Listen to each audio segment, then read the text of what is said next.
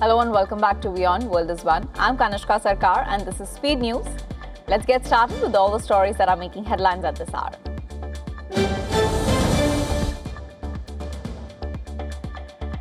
US forces strike Iran for a fourth day, targeting areas near Bandar Abbas and Qashm Island. US Central Command says the operations are aimed at reducing Iran's capability to threaten commercial shipping in the Strait of Hormuz as Washington reinstates a naval blockade on Iranian ports. The escalation comes amid continued hostilities between US and Iran, with the strategic waterway remaining a key flashpoint for global energy and shipping security.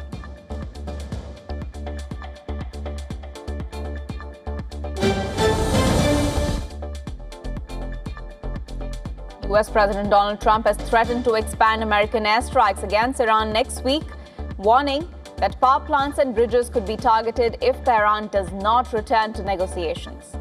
The warning comes after the collapse of a ceasefire agreement, with tensions escalating over control of the strategic Strait of Hormuz. Trump said US would continue pressure on Iran unless talks resume.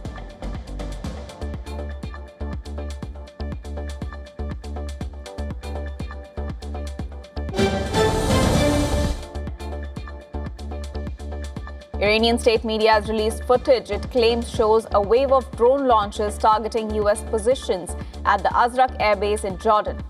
The footage released by Iran's Arab on Tuesday was set to show multiple drones being launched as part of an operation against US positions at the base. The development comes as tensions between US and Tehran escalate, with the US President Donald Trump reinstating a naval blockade of Iranian ports and warning of further strikes if negotiations do not resume.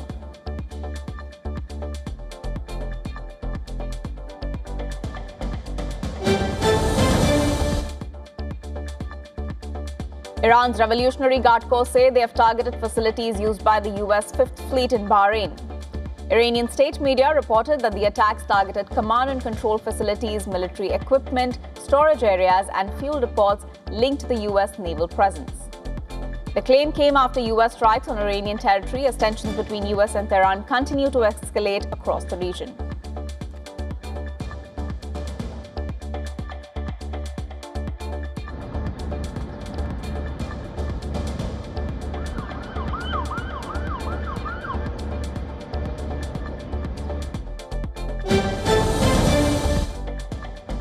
US President Donald Trump has urged Israeli Prime Minister Benjamin Netanyahu to withdraw Israeli forces from parts of Lebanon and Syria, according to a report by Axios.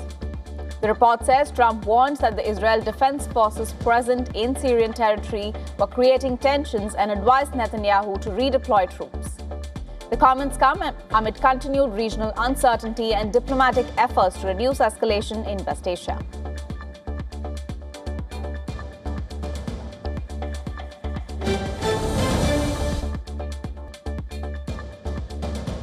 Three people have been killed after Russian attacks targeted merchant ships in southern Ukraine and the Black Sea, according to local authorities. Odessa region governor said that a drone strike hit a civilian ship flying the Marshall Islands flag, causing a fire and killing 2 crew members. He said earlier attacks on Tanzanian and Liberian flagged vessels killed a ship captain and injured 3 others, with the remaining crew evacuated. The governor accused Russia of targeting civilian shipping and threatening global food security, calling the strikes a war crime. The attacks followed Ukrainian claims of strikes on Russian vessels in the Sea of Azov, while Moscow has accused Kyiv of terrorism against commercial shipping.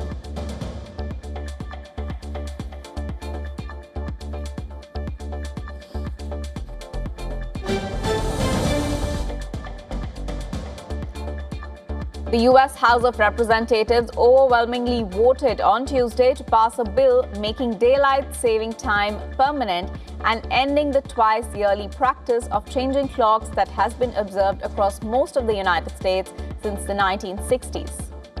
308 to 117 votes sent the bill to the Senate.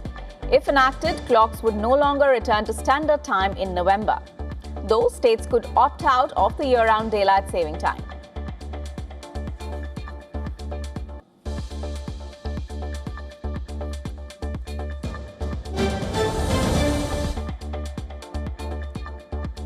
One person has died and two others remain missing after a three-deck pontoon boat caught fire and capsized near the Alcatraz Island in San Francisco Bay. Authorities say the vessel was carrying 19 people when it caught fire about 600 yards off the island, sparking a large search and rescue operation. 13 people were brought safely to shore, while 3 others were taken to a hospital for treatment. The San Francisco Fire Department, Coast Guard, and local police agencies continue the search for the missing passengers as investigations into the cause of the fire begin.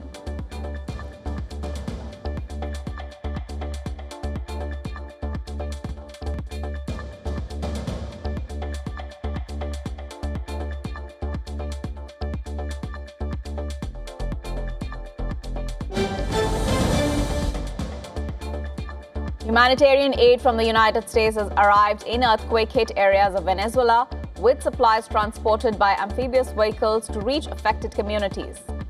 In La Guaira, residents lined up to receive food and essential household items distributed by Global Empowerment Mission, a US-based disaster relief organization. The aid effort is supporting families impacted by the earthquakes as recovery operations continue in the region.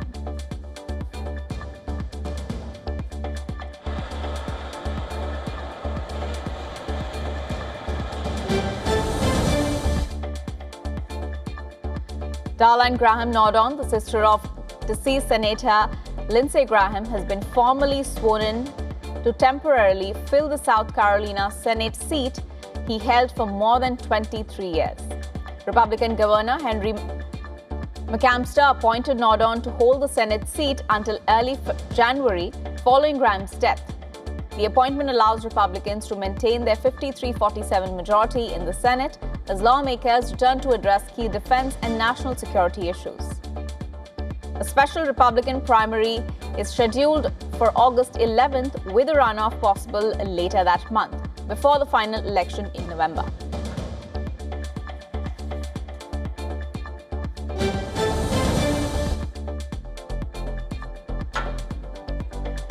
Cuba has been hit by its third nationwide blackout in less than 10 days after its power grid collapsed.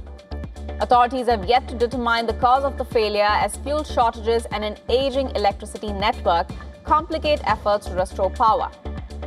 Millions across Cuba have been affected, with homes, businesses, and public services facing major disruptions. The repeated outages come amid Cuba's worst economic crisis in years, with residents blaming both domestic power failures and external pressures for the deteriorating situation. In Havana, traffic lights stopped working and generators filled the streets as frustrated residents expressed anger over continuing power crisis.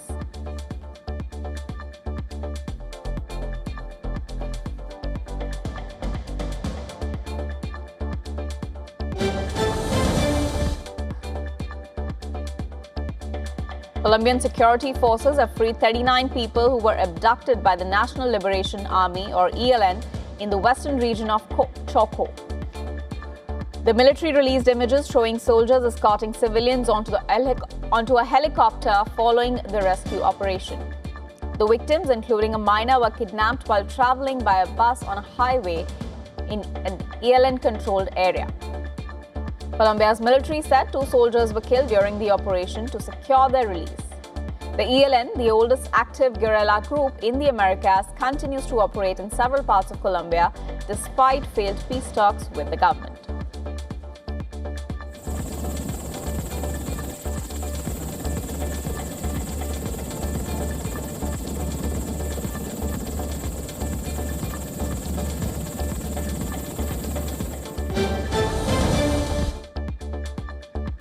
Spanish national has been arrested in Colombia after allegedly posing as a commercial pilot to smuggle cocaine to Europe. Authorities say the man was detained at Bogota's El Dorado International Airport while attempting to board a flight to Barcelona with around 10 kilograms of cocaine strapped to his body. Colombian police said the suspect was pretending to be an airline pilot as part of the alleged drug smuggling attempt. The case remains under investigation as authorities continue their fight against international drug trafficking.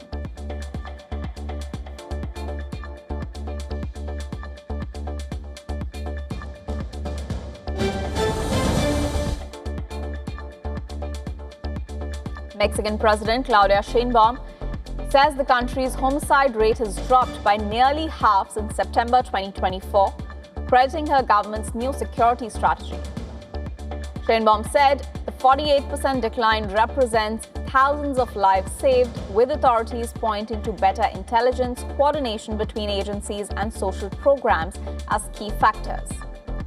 Mexico has faced years of violence linked to drug cartels, with hundreds of thousands of deaths reported since the government launched its anti-drug offensive in 2006. The announcement comes as Sheinbaum faces pressure from U.S. President Donald Trump to take stronger action against organized crime, including U.S. proposals for operations against cartels in Mexico.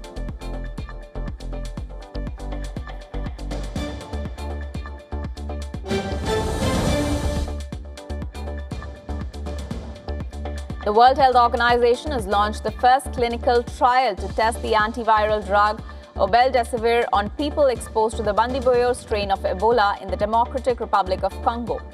The trial will assess whether the drug can help prevent infection after exposure and provide a new tool in the fight against Ebola outbreaks.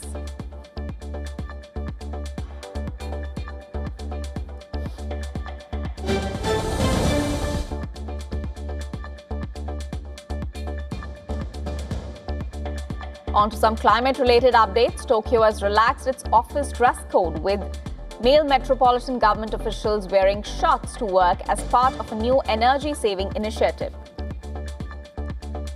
The move is an updated version of Japan's Cool Biz campaign launched in 2005 to reduce energy use by encouraging workers to drop ties and jackets during the summer. The latest change comes amid rising energy costs linked to the West Asia conflict and extreme summer heat in Japan.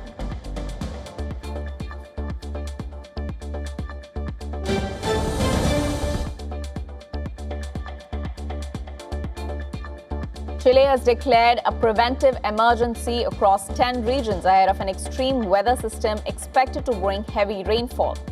The Chilean Meteorological Directorate said that the storm will affect areas from the Atacama region to Los Lagos. Authorities have issued the highest alerts for parts of central Chile, including Santiago, where rainfall could reach up to 180 millimeters. The government has urged residents to prepare emergency kits and has suspended classes in some regions as precautionary measures. The preventive emergency will remain in place until July 21st as authorities monitor the weather system.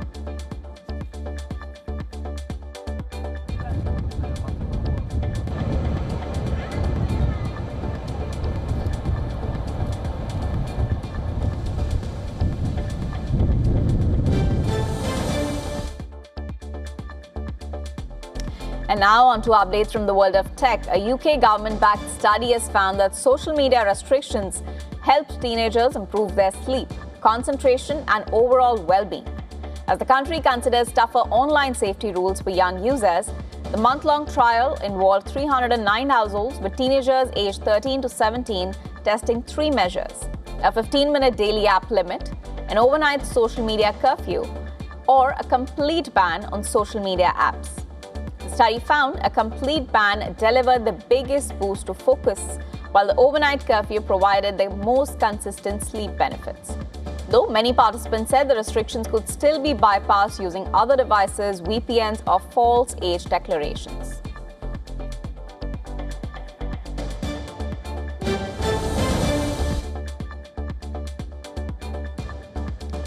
Switzerland Competition Commission has launched a preliminary investigation into Google after the company removed the choice screen feature that allowed Android users to select their default search engine during device setup. The regulator said the feature remains available in other European countries, but its removal in Switzerland gives Google's search engine an automatic default advantage. The probe will examine whether the move violates Swiss competition law and harms rival search engines by limiting consumer choice.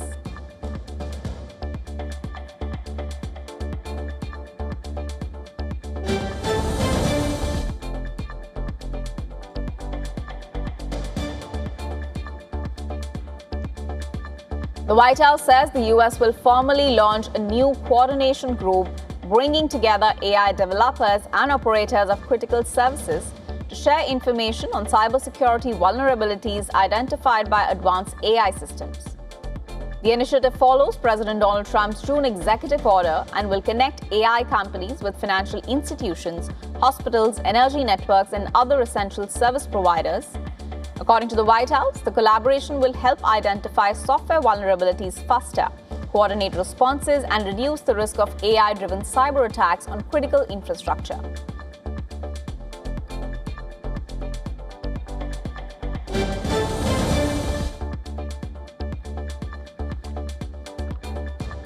On to updates from the world of business now. Asian markets advance after weaker than expected US inflation eased concerns over further Federal Reserve rate hikes. South Korea's Kospi jumped 6% while regional shares gained on improved investor sentiment. Oil prices steadied after the United States dropped plans to impose shipping fee through the Strait of Hormuz. Investors are now awaiting key economic data from China and more corporate earnings for fresh market direction.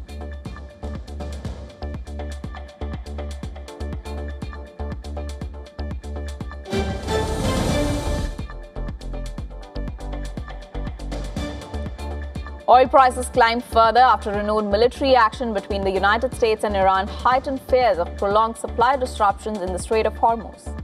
Brent crude rose above $86 a barrel after hitting a one-month high, while investors remain concerned over possible attacks on energy infrastructure. Markets are closely watching whether the conflict escalates further or diplomatic efforts can ease tensions in West Asia.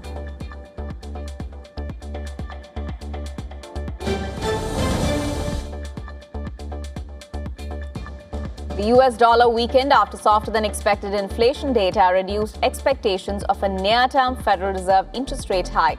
The euro, pound, and Asia-Pacific currencies gained while Treasury yields declined as investors reassessed the rate outlook. However, rising oil prices amid tensions in West Asia continue to keep inflation risks in focus, with markets now awaiting US producer price data for further direction.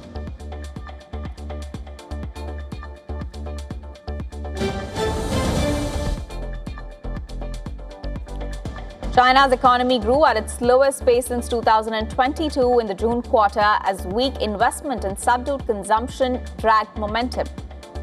GDP expanded 4.3% from April to June, missing forecasts and slowing from 5% in the previous quarter, falling below Beijing's full-year target range. Fixed asset investment contracted 5.7% in the first half, weighed down by a prolonged property downturn and constraints on local government borrowing. Retail sales rose 1% in June, showing modest recovery, while industrial output grew 5.3%, supported by exports. Despite the slowdown, strong exports and earlier momentum may keep full-year growth broadly on track.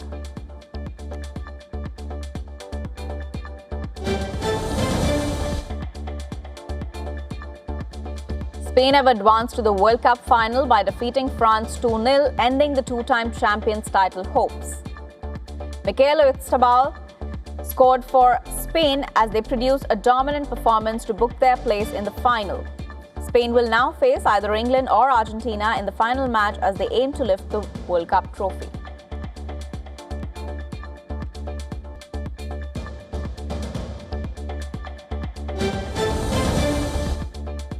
One of international football's most storied and fiercest rivalries returns as England and defending champions Argentina clash in Atlanta for a place in the FIFA World Cup Final.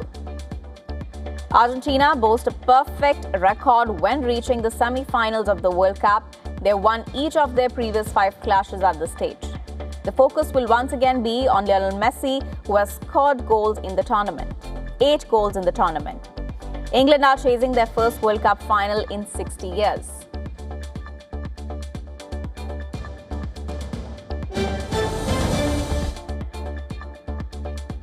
Belgium's World Cup run may have ended in heartbreak with a 2-1 quarter-final defeat to Spain. But for their captain, Yuri Tillmans, a new chapter awaits. The midfielder is now set to join Manchester United from Aston Villa. As per reports in the British media, United have triggered his $46 million release clause with Aston Villa. His arrival at Old Trafford is seen as the catalyst for a critical midfield rebuild following the departure of Casemiro.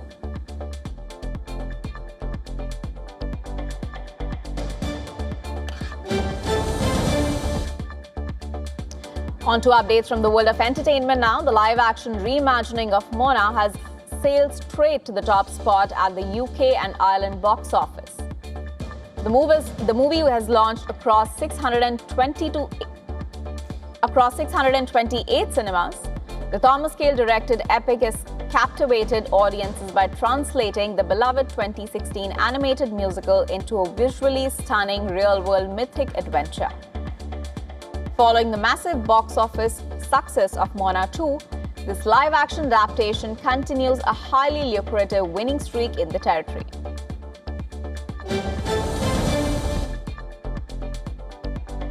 In a massive casting coup, the creators of the highly anticipated horror sequel Tumbar 2 have officially confirmed that Alia Bhatt is joining the franchise. Bhatt will share the screen with Soham Shah as well as Nawazuddin Siddiqui. The sequel promises a larger, darker dive into the terrifying mythology of the cursed deity.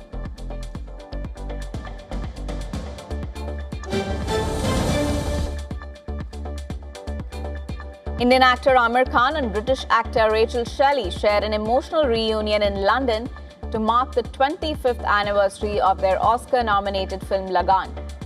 Khan attended a special celebratory screening at the London Indian Film Festival. The duo, who played Bhuvan and Elizabeth Russell, exchanged warm hugs on the red carpet.